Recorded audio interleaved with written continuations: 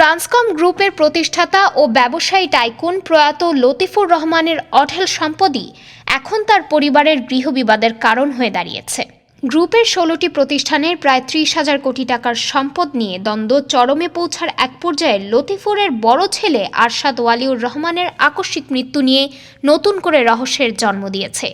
অভিযোগ রয়েছে, বাবা লতিফুর রহমানের মৃত্যুর পর বড় মেয়ে সিমিন রহমান একে একে সব সম্পত্তি নিজের কবজায় নেওয়ার তৎপরতা চালান। জাল দলিল ও নথিপত্র তৈরি করে সম্পত্তি জবরদখলের অপচেষ্টাও করেন। তা জানার পর বড় ছেলে আরশাদ ওয়ালিউর রহমান তার ছোট বোন সাজরে হককে মোক্তার করেন।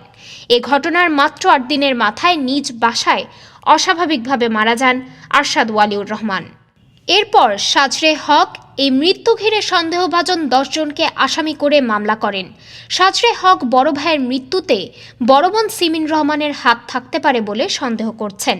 সাজরে হকের মামলার নথিপত্র ঘেঁটে এবং আইনজীবীর সঙ্গে কথা বলে সব তথ্য জানা গেছে। এসব বিষয়ে সাজরে হকের আইনজীবী আমিনুল হক বলেন, ভাইয়ের মৃত্যু স্বাভাবিকভাবে হয়নি দাবি করে রাজধানীর গুলশান থানায় একটি হত্যা মামলা করেন সিমিন রহমানের ছোট বোন সাজরে হক। মামলায় সাজরে হক অভিযোগ করেন, পূর্ব পরিকল্পিতভাবে পরস্পর যোগসাজশে স্থাবর অস্থাবর সম্পত্তি অন্য ওয়ারিশ থেকে বঞ্চিত করার উদ্দেশ্যে আরশাদ ওয়ালিউর রহমানকে কৌশলে বিষ প্রয়োগ অথবা শ্বাসরোধ করে হত্যা করা হয়েছে বলে সিমিন রহমান সহ অন্যদের আচরণে প্রকাশ পাচ্ছে। ডেস্ক রিপোর্ট, আজ বার্তা, ঢাকা।